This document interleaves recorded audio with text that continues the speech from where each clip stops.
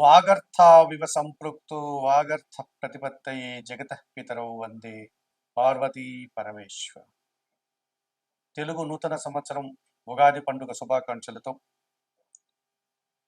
విశ్వావసు తెలుగు సంవత్సరంలో 12 రాసుల వారికి వార్షిక ఫలితాలు 2025 శ్రీ విశ్వావసు నామ సంవత్సరంలో సింహరాశి వారి యొక్క వార్షిక ఫలితాలు. ఈ సింహరాశిలో ఉన్నటువంటి నక్షత్రాలు మఖా నక్షత్రం 1, 2, 3, 4 4 పాదాల వారు, పూర్వ పలుగుని అనగా పుబ్బా నక్షత్రం 1, 2, 3, 4 4 పాదాల వారు, ఉత్తర అనగా ఉత్తరా పలుగుని నక్షత్రం మొదటి పాదం వారు, మొత్తం 9 నక్షత్ర పాదాల వారు ఈ సింహరాశికి సంబంధించిన నక్షత్రాలు. ఈ సింహరాశి వారికి విశ్వావసునామ సంవత్సరంలో ఆదాయం 11, వ్యయం 11, రాజ్యపూజ్యం 3, అవమానం 6గా చెప్పడం జరిగింది. పంచమ అష్టమాధిపతి అయినటువంటి గురువు 2025 మే 14 నుంచి లాభములోనికి మిథున రాశిలోనికి ఆయన సంచారం కొనసాగించడం వల్ల ఈ సింహరాశి వారికి 70 నుంచి 80% ఈ సంవత్సరం గురుబలం ఉంది చెప్పవచ్చు. మీ ఆలోచనలో చాలా వరకు కార్యరూపం దాలుస్తుంది. సంతానము అభివృద్ధి పథంలో ముందుకు వెళ్తుంది. ఆత్మీయుల సహకారంతో వృత్తి ఉద్యోగ వ్యాపారాల్లో అభివృద్ధిని సాధిస్తారు. ఆకస్మికంగా కొన్ని శుభకార్యాలు నిర్వర్తిస్తారు. నూతన లాభాలు అందుకుంటారు. సమాజంలో గుర్తింపును తెచ్చుకోగలుగుతారు. సప్తమాధిపతి అయినటువంటి శని భగవానుడు ఈ సంవత్సరం అంతా కూడా మీనరాశిలో అష్టమ భావంలో సంచరించడం వల్ల మీకు శని పూర్తిగా ప్రతికూలంగా ఉన్నటువంటి వాతావరణం కనిపిస్తుంది.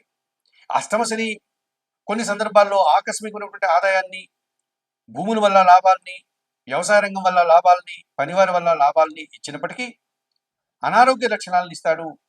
చాలా విషయాల్లో ఆటంకాలను కలిగిస్తాడు. చాలా పనులు వాయిదా పడేటువంటి పరిస్థితి కనిపిస్తుంది. శారీరకమైనటువంటి బాధను, శ్రమను కూడా ఇచ్చే వాతావరణం కనిపిస్తుంది. ఈ రకంగా ఈ నూతన తెలుగు సంవత్సరంలో సింహరాశి వారికి అష్టమ శని దోషం వల్ల కొన్ని ఇబ్బందులు ఎదుర్కోక తప్పదనిపిస్తుంది. రాహువు ఈ సంవత్సరం అంతా కూడా అష్టమ భావమైనటువంటి మీనరాశిలో మే 18 వరకు, ఆ తర్వాత సప్తమ భావమైనటువంటి కుంభరాశిలో ఆయన సంచారం పూర్తిగా ప్రతికూలంగా కనిపిస్తుంది. ఈ ప్రతికూల రాహు సంచారం వల్ల దురాశ పనుల వల్ల మీరు ఇబ్బందులు కొని తెచ్చుకున్న వారు అవుతారు. విదేశీ సంబంధమైన విషయాల్లో మీరు ఎక్కువగా ఆటంకాలను ఎదుర్కొంటారు. అనుకున్నంతగా ఫలితాలను పొందలేకపోతారు. కొంతమంది వ్యక్తుల్ని మీరు ఎంత శ్రమించినా, ఎంత వారికి ఆనందాన్ని కానీ ఆదాయాన్ని కానీ ఇచ్చినా కానీ సంతృప్తి పరచలేని పరిస్థితి మీకు ఇంటా బయట ఎదురవుతుందని చెప్పవచ్చు. అలాగే కేతువు ద్వితీయ భావములో కన్యారాశిలో సంచారం కొనసాగుతోంది. ఆ తర్వాత జన్మరాశిలోనికి సింహరాశిలోనికి కేతు వస్తున్నాడు. ఈ రకంగా సింహరాశి వారికి ఈ రాహుకేతువులు ఇద్దరు కూడా కాలసర్ప దోషాన్ని అందిస్తున్నారు. ఆశా నిరాశల మధ్య మీకు ఇబ్బందులు కలిగిస్తున్నాడు. మీరు ఆశించిన పనులు జరగకుండా నిరాశను కలిగిస్తున్నాడు. ఈ నిరాశతో కొన్ని సందర్భాల్లో మీరు పూర్తిగా బాధపడేటువంటి సందర్భాలు కూడా కనబడుతుంది. అసంతృప్తికి గురయ్యేటువంటి సందర్భాలు కనిపిస్తుంది. శ్రీకాళహస్తీశ్వర ఆలయానికి వెళ్ళి అక్కడ అందుబాటులో ఉన్నటువంటి రాహుకేతు పూజలు నిర్వర్తించుకోవడం వల్ల కొంతవరకు ఈ రాహుకేతు దోషం నుంచి మీరు బయటపడడానికి అవకాశం ఉంటుంది. అలాగే అష్టమ శని దోషం నుంచి బయటపడడానికి తిరునల్లారికి వెళ్ళి అక్కడ శనీశ్వర ఆలయంలో ఉన్నటువంటి స్వామివారిని సందర్శించుకొని అక్కడ అందుబాటులో ఉన్నటువంటి అభిషేక అర్చన, నువ్వుల దీపారాధన లాంటి కార్యక్రమాలు నిర్వర్తించుకోవడం వల్ల కొంతవరకు మీరు బయటపడడానికి అవకాశం ఉంటుంది. అంతటి దూరం వెళ్ళలేని వారు శనివారం రోజు ఈశ్వరునికి పాలాభిషేకం నిర్వర్తించండి. గోసేవ నిర్వహించండి. వయోవృద్ధులకు మీ చేతనైనంత వరకు సహాయం అందించండి. చతుర్థ భాగ్యాధిపతి అయినటువంటి కుజుడు 2025 సెప్టెంబర్, అక్టోబర్ మాసంలో తృతీయ భావంలో తులారాశిలో సంచారం కొనసాగించడం వల్ల కోర్టు కేసులు మీకు అనుకూలంగా మారుతాయి. భూ వివాదాలు మీరు పరిష్కరించుకోగలుగుతారు. భూముల వల్ల మీరు లాభాలు అందుకుంటారు. వాహన లాభాలు, వాహన సౌఖ్యాన్ని మీరు పొందగలుగుతారు. అలాగే 2026 జనవరి, ఫిబ్రవరి మాసంలో కూడా కుజగ్రహం షష్టమ భావంలో సంచరించడం వల్ల మకర రాశిలో మీరు కొన్ని వివాదాల నుంచి బయటపడతారు. కొన్ని సమస్యలు పరిష్కరించుకోగలుగుతారు. కొంత ఆదాయాన్ని కూడా అందుకోగలుగుతారు. లాభసాటి ప్రయాణాలంతా కూడా మీకు విజయవంతంగా పూర్తి చేస్తారు. జన్మరాశ్యాధిపతి అయినటువంటి సూర్య భగవానుడు 2025 మే, జూన్, జూలై మాసాల్లో వృషభ, మిథున రాశుల్లో అనగా దశమ లాభభావాల్లో సంచరించడం వల్ల నూతన ఉద్యోగాలు కానీ, ఉన్న ఉద్యోగంలో పదోన్నతులు కానీ, రాజకీయ నాయకులకు ఎన్నికల్లో విజయాలు సాధించడం కానీ, లేకపోతే మంత్రి పదవులు అందుకునేటువంటి వాతావరణం కనిపిస్తుంది. 2025 అక్టోబర్, నవంబర్ మాసంలో తృతీయ భావంలో రవి సంచారం వల్ల ప్రభుత్వం నుంచి సహాయాన్ని అందుకోగలుగుతారు. రాజకీయ నాయకుల సహకారం మీకు పుష్కలంగా లభిస్తుంది.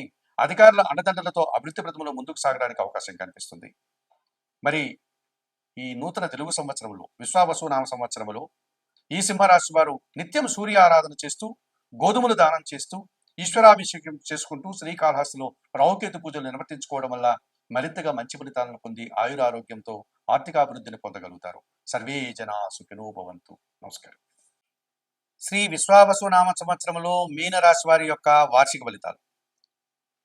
ఈ మీనరాశిలో పూర్వాభాద్ర నక్షత్రం 4వ పాదం అనగా 1 పాదం, ఉత్తరాభాద్ర నక్షత్రం 1, 2, 3, 4 అనగా 4 పాదాలు, రేవతి నక్షత్రం 1, 2, 3, 4, 4 పాదాలు, మొత్తం 9 నక్షత్ర పాదాల వారు ఉంటారు. కళాత్మకమైనటువంటి విషయాల మీద ఆసక్తిని కలిగి కాస్త ఊహల్లో జీవనాన్ని సాగించేటువంటి ఈ మీనరాశి వారికి విశ్వావసు నామ సంవత్సరంలో ఆదాయం 5, వ్యయం 5గా చెప్పడం జరిగింది. రాజ్యపూజ్యం 3, అవమానం 1గా చెప్పడం జరిగింది. జన్మరాశ్యాధిపతి దశమాధిపతి అయినటువంటి గురువు 2025 మే 14 వరకు వృషభ రాశిలోను,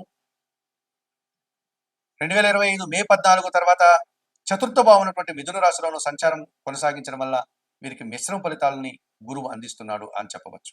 కొన్ని సందర్భాల్లో కొంతమంది పెద్దల యొక్క జన సహకార లోపం స్పష్టంగా కనిపిస్తుంది.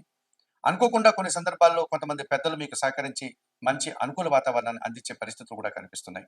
కుటుంబంలో శుభకార్యాలు నిర్వర్తిస్తారు, కానీ అధికంగా ఖర్చులు పెట్టాల్సిన పరిస్థితి ఉంటుంది.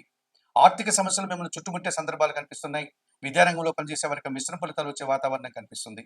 ఈ రకంగా గురువు ఈ సంవత్సరం మిశ్రమ ఫలితాలను అందిస్తున్నాడు.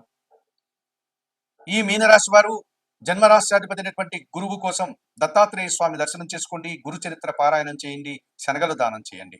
ఈ రకంగా చేయడం వల్ల 100% గురుబలాన్ని మీరు అందుకోగలుగుతారు. లాభ వ్యయాధిపతి అయినటువంటి శని భగవానుడు ఈ సంవత్సరం అంతా కూడా జన్మరాశిలోనే మీనరాశిలోనే సంచరిస్తున్నాడు. మీకు ఏల్నాడు శనిలో జన్మశని దోషము ఈ సంవత్సరం ఉందని చెప్పవచ్చు. కొన్ని కార్యక్రమాలు వాయిదా వేసుకుంటారు. శారీరకమైనటువంటి శ్రమ అలసట అధికమవుతుంది. సోమరితనం వల్ల కొన్ని ఇబ్బందులు కొని తెచ్చుకునే వారు అవుతారు. కొన్ని సందర్భాల్లో మీరు వ్యవసాయ రంగంలో మంచి ఉత్పత్తులు అందుకోవడం, రియల్ ఎస్టేట్ రంగంలో పనిచేసే వారికి మిశ్రమ ఫలితాలు రావడం, కార్మిక శ్రామిక రంగాల్లో పనిచేసే వారికి, సేవా రంగంలో పనిచేసే వారికి తగినంత గుర్తింపు వచ్చే సందర్భాలు కూడా కనిపిస్తున్నాయి. మరి ఈ శని దోషం నుంచి బయటపడడానికి శనీశ్వర స్వామి ఆలయానికి వెళ్ళి మీనరాశి వారు సోమవారిని సందర్శించుకుని అక్కడ అందుబాటులో ఉండే పూజాది కార్యక్రమాలు నిర్వర్తించండి. అవకాశం లేని వారు ఈశ్వరార్చన చేసుకోండి శనివారం రోజు, లేక ఆంజనేయ స్వామి దర్శనం చేసుకోండి. రాహు జన్మరాశిలో మీనరాశిలోను మే 18 వరకు, ఆ తర్వాత కుంభరాశిలోను వ్యయంలోను సంచరిస్తున్నాడు. ఈ రకంగా రాహు కూడా పూర్తిగా ప్రతికూలంగా సంచరిస్తున్నారు. విదేశీ వ్యవహారాలు ఏమన్నా ఉంటే వాటిని వాయిదా వేసుకోండి. విదేశీ ప్రయాణాలను వాయిదా వేసుకోండి. విదేశాల్లో చదవాలనుకునే విద్యార్థులు కూడా ఆ కార్యక్రమాన్ని విరమించుకోండి. విదేశీ సంబంధమైన వ్యాపారాల్లో ఎక్కువగా ఇన్వెస్ట్మెంట్లు చేయొద్దండి.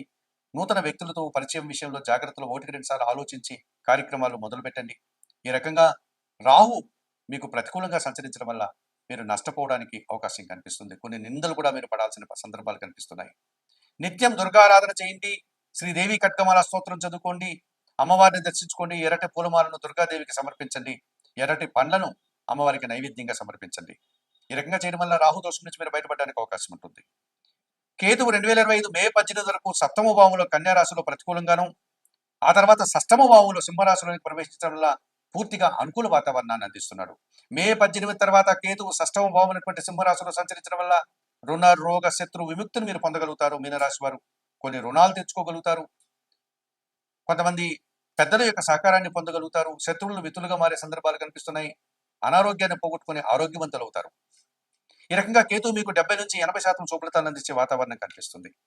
ద్వితీయ భాగ్యాధిపతి అయినటువంటి కుజుడు 2025 జూన్ జూలై మాసంలో షష్టమ భావం అనేటువంటి సింహరాశిలోను, 2025 డిసెంబర్ లోను, 2026 జనవరి ఫిబ్రవరి మాసాల్లో ధనస్సు మకర రాశుల్లో అనగా దశమ లాభభావాల్లో సంచరించడం వల్ల రియల్ ఎస్టేట్ లో పనిచేసే వారికి అధిక లాభాలు వచ్చే పరిస్థితి ఉంది. వాహన వ్యాపారాలు చేసే వారికి అధిక లాభాలు వచ్చే పరిస్థితి కనిపిస్తుంది. మీ మాటకు విలువ పెరగడం వల్ల సమాజంలో గుర్తింపును తెచ్చుకోగలుగుతారు. కోర్టు వ్యవహారాలలో మీరు విజయాన్ని పొందగలుగుతారు. కొన్ని వివాదాలు పరిష్కరించుకోగలుగుతారు. కుజుడు మీకు 50 నుంచి 60% శుభఫలితాలను అందించే వాతావరణం కనిపిస్తుంది.